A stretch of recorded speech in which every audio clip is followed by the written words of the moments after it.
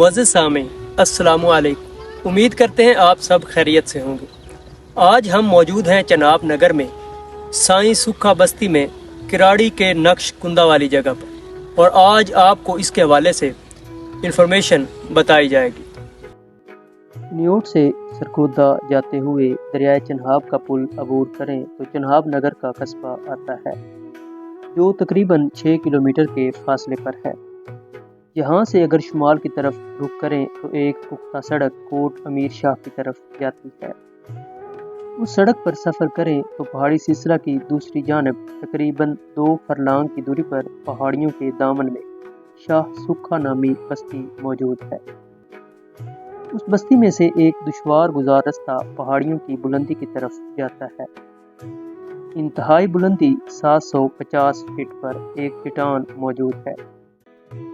یہاں یہ وضاحت ضروری ہے کہ اس پہاڑ کی دوسری جانب چناب نگر کا محلہ دارالیمن ہے۔ اس طرف سے پہاڑ کی کٹائی کی وجہ سے بلندی پر جانا تقریباً ناممکن ہے۔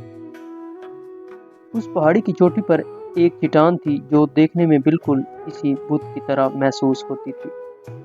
مقامی روایت میں اسے کراڑی کا بت کہتے تھے، جو کہ اب توڑی جا چکی ہے۔ یہ بت ہندو عورت کا بت تھا۔ ہندو کو کنیوٹی پنجابی بولی میں کراڑ اور ہندو عورت کو کراڑی کہتے ہیں۔ اسی نسبت سے اس چٹان اور ملحقہ حصہ کو کراڑی کہتے ہیں۔ اس چٹان پر فن کندہ کاری کے نقوش کے نادر نمونے موجود ہیں۔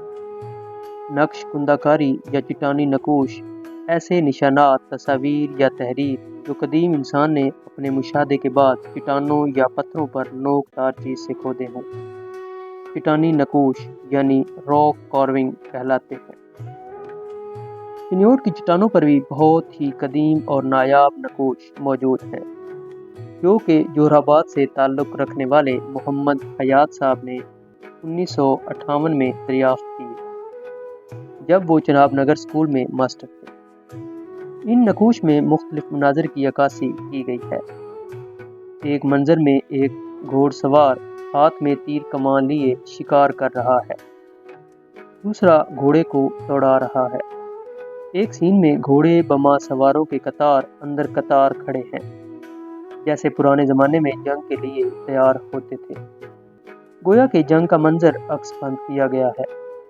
اسی چٹان پر 2 آدمی ہاتھی پر سوار ہیں جو کمان سے تیر چلا رہے ہیں۔ ایک جگہ پر بدھ سٹوپا کندہ کیا گیا ہے۔ ایک اور مقام پر قربان گاہ کا منظر پیش کیا گیا ہے۔ ایک آدمی سینگوں والا ہود پہنے ہوئے ہے، اس کے ہاتھ میں خنجر موجود ہے، دوسرے ہاتھ میں ایک آدمی کو دبوچا ہوا ہے۔ یہیں گولدارے کندہ کیے ہوئے ہیں جو سورج دیوتا کی پوجا کی عکاسی کرتے ہیں۔ ان کے علاوہ شکار کا منظر ہے، کنول کے پھول، ہرن، چڑیا اور بچڑے کی تصاویر بنائی گئی ہیں۔ ایک جگہ انسانی پنجہ بھی کھودا ہوا ہے، دوسری جگہ وسط ایشیائی طرز کا بدھ سٹوپا بنا ہوا ہے، جو جیومیٹریکل اشکال، مربع، مستطیل اور تکون کو ملا کر بنایا گیا ہے۔ انہی پہاڑوں پر ایک مقام پر 12 گوٹی بھی کندہ کی گئی ہے۔ یہ تمام نقوش بلاک سی پر واقع ہیں۔ ایسے ہی نقوش چنگی نمبر 3 بلاک ڈی محلہ دارالفضل کے پس منظر میں واقع چٹانوں پر بھی موجود ہے۔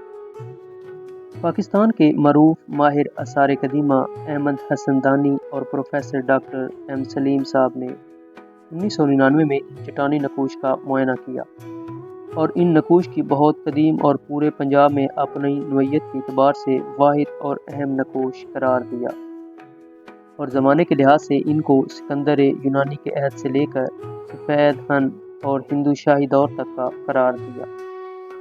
2002 میں ڈاکٹر پروفیسر ایم سلیم نے 2 ہفتے تک کنیوٹ میں قیام کیا اور اپنی تحقیقی رپورٹ بعنوان recent discovery of Chenab Nagar تحریر کی اور قائد-اعظم یونیورسٹی اسلام آباد کے مجلے جرنل آف ایشین سیولائزیشن میں شائع کی۔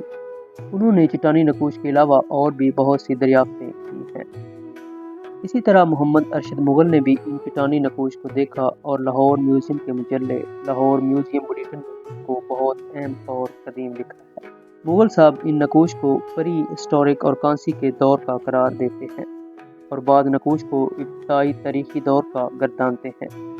اسی طرح بحریہ یونیورسٹی اسلام آباد کے پروفیسر ذوالفقار علی کلہوڑو صاحب، ہزارہ یونیورسٹی کے پروفیسر ڈاکٹر عبدالصمد صاحب اور ٹیکسلا میوزیم کے سابقہ ڈائریکٹر ایم اشرف صاحب بھی ان چٹانی نقوش کا معائنہ اور مطالعہ کر چکے ہیں اور ان کو بہت قدیم، نایاب اور اہم قرار دیتے ہیں۔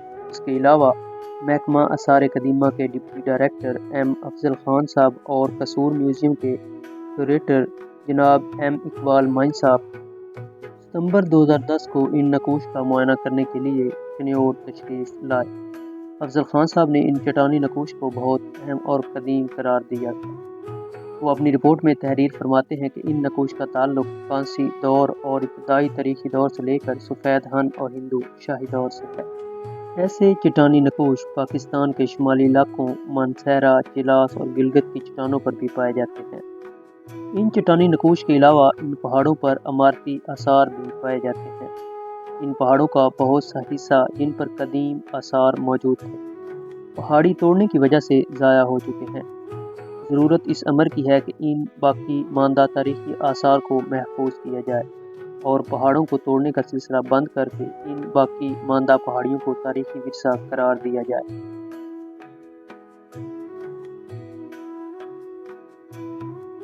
مزید معلوماتی ویڈیوز کے لیے ہمارے چینل کو سبسکرائب کیجیے، ویڈیوز کو لائک اور کمنٹ کیجیے، دوستوں کے ساتھ شیئر کیجیے اور ہماری حوصلہ افزائی کیجیے۔ دعاؤں میں یاد رکھیے۔ اللہ حافظ۔